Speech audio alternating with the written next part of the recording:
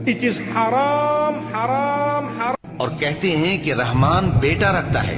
ایسا کہنے والوں، یہ تو تم بری بات زبان پر لاتے ہو.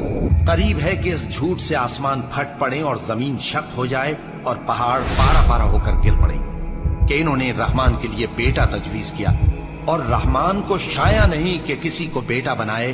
ہر شخص جو آسمانوں اور زمین میں ہے رحمان کے روبرو بطور بندہ ہی آئے گا. اس نے ان سب کو اپنے علم سے گھیر رکھا اور ایک ایک کو شمار کر رکھا ہے.